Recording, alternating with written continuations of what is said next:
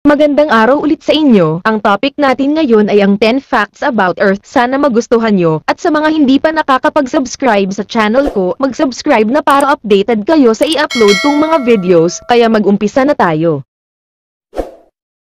Ang Earth ay ang pinakamagandang planeta na matatagpuan sa kalawakan. Ano-ano nga ba ang mga bagay na tungkol sa Earth at kaya tayo ay nabubuhay dito? At ito ang mga bagay na yon.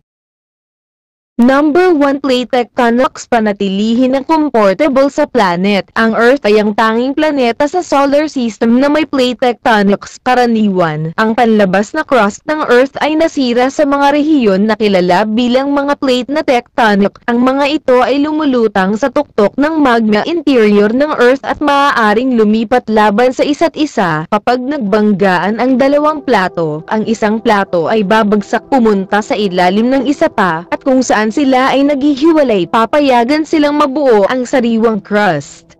Napakahalaga ng prosesong ito at sa maraming kadahilanan. Hindi lamang ito humahantong sa tectonic resurfacing at geological na aktibidad ay ilindol, pagsabog ng bulkan, pagbuo ng bundok, at pagbuo ng karagatan. Ito rin ay pumapasok sa siklo ng carbon. Kapag namatay ang mga microscopicong halaman sa karagatan, nahuhulog sila sa ilalim ng karagatan.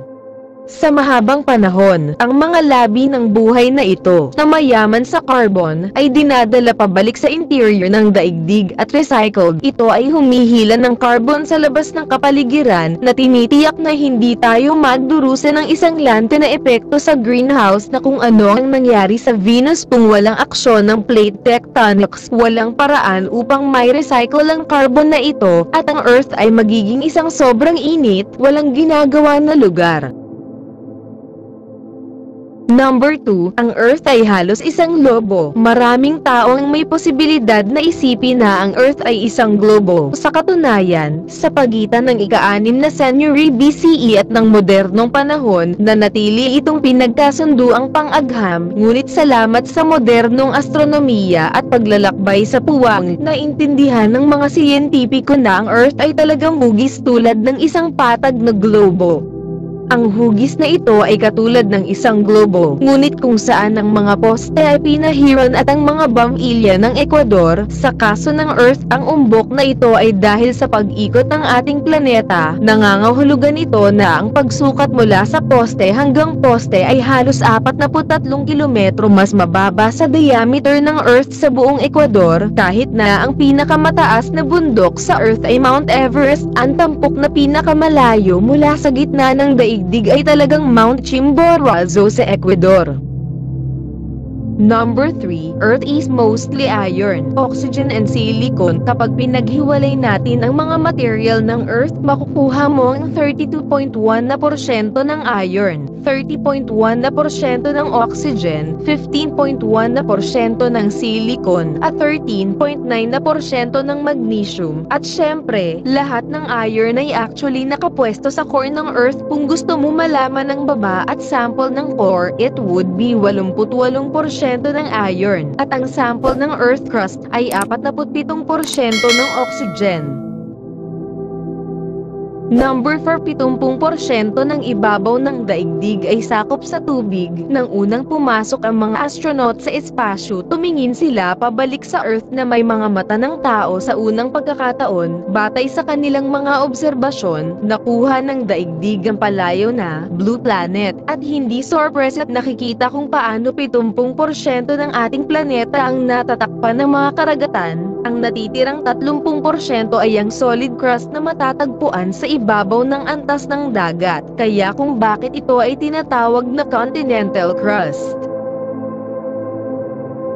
Number 5, ang atmosfera ng daigdig ay umaabot sa isang distansya ng 10,000 kilometro. Ang kapaligiran ng daigdig ay pinakapal sa loob ng unang 50 kilometro mula sa ibabaw o kaya, ngunit talagang umaabot ito sa halos 10,000 kilometro sa kalawakan. Ito ay binubuo ng 5 pangunahing mga patong, ang troposphere, ang stratosphere, ang mesosphere, ang thermosphere, at ang exosphere. Bilang isang panuntunan, ang presyon ng hangin at density ay bumaba sa mas mataas na napupunta sa kapaligiran at ang mas malayo ay mula sa ibabaw. Ang karamihan ng atmosfera ng daigdig ay malapit sa Earth mismo. Sa katunayan, 75% ng atmosfera ng daigdig ay nakapaloob sa loob ng unang 11 kilometro sa ibabaw ng planeta. Gayunpaman, ang pinakamalayo na layer, ang exosphere, ay ang pinakamalaki na umaabot mula sa exobase na matatagpuan sa tuktok ng thermosphere sa taas ng mga 700 kilometro sa ibabaw ng dagat hanggang sa mga 10,000 kilometro, 6,200 milya. Ang exosphere merges sa kawalan ng laman ng kalawakan kung saan walang kapaligiran. Ang exopero ay pangunahing binubuo ng labis na mababang densidad ng hydrohino, helium at ilang mas mabibigat na molekula, kabilang ang nitrohino o oksiheno at carbon dioxide. Ang mga atomo at molecule ay napakalayo na. Ang exosphere ay hindi na kumikilos tulad ng isang gas at ang mga particle ay patuloy na makatakas sa espasyo. Ang mga libreng gumagalaw na mga particle ay sumusunod sa mga ballistic trajectories at maaaring lumipat sa loob at labas ng magnetosphere o sa solar wind. Number 6. Ang molten iron core ng Earth ay lumilikha ng magnetic field. Ang Earth ay tulad ng isang mahusay na malaking pang-akit na may mga pole sa itaas at ibaba malapit sa aktwal na geographic pole.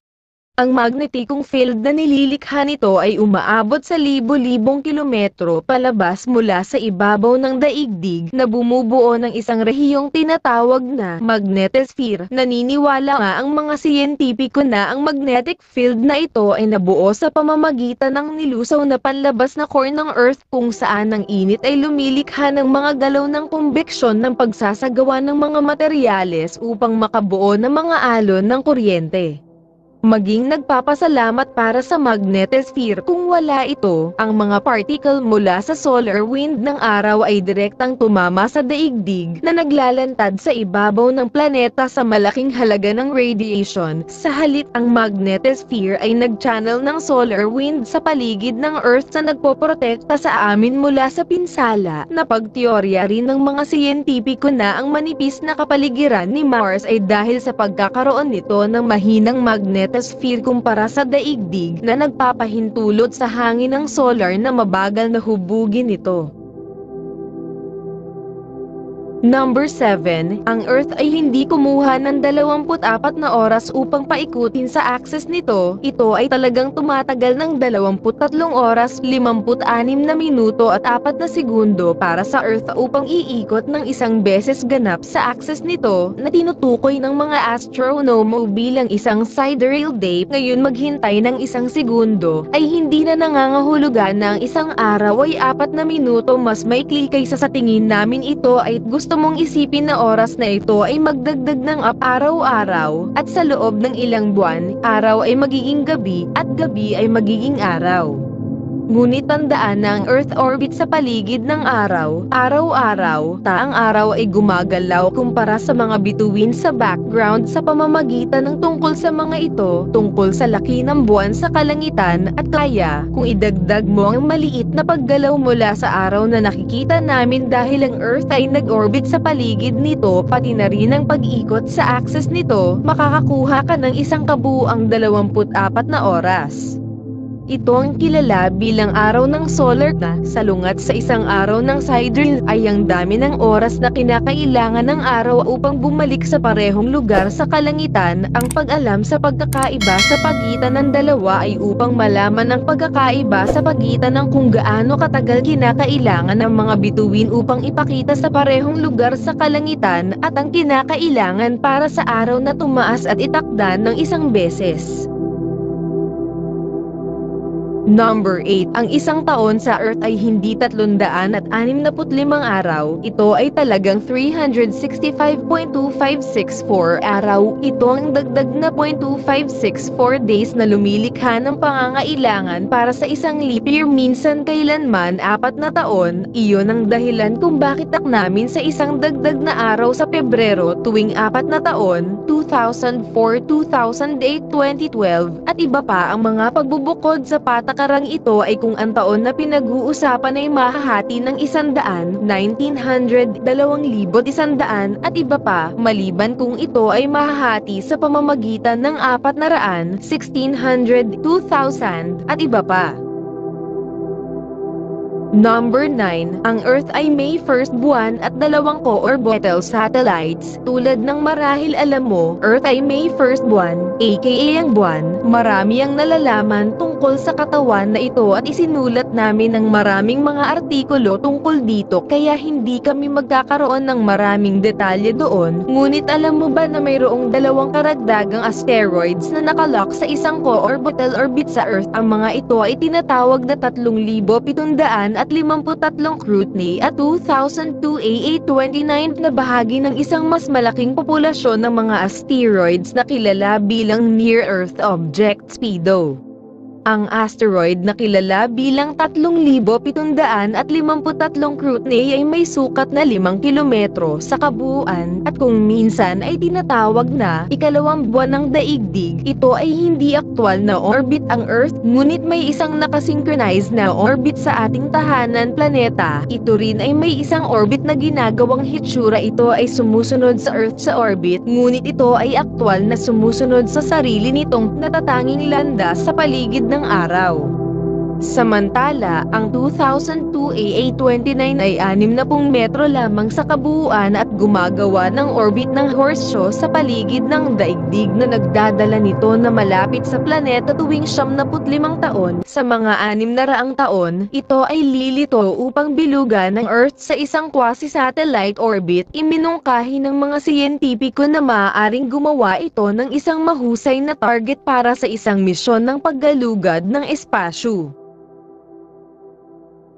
Number 10, ang daigdig ay ang tanging planetang kilala na magkaroon ng buhay. Natuklasan natin ang nakaraang ebidensya ng tubig at organic molecules sa Mars at ang mga bloke ng gusali ng life on Saturn, Moon, Titan. Maaari naming makita ang mga amino acids sa nebulae sa malalim na espasyo at ang mga siyentipiko ay nag-isip-isip tungkol sa posibleng pag-iral ng buhay sa ilalim ng malamig na tinapay ng buwan ng Europa ni Jupiter at ang buwan ng Titan ni Saturn, ngunit Earth ay ang tanging lugar buhay ay talagang natuklasan.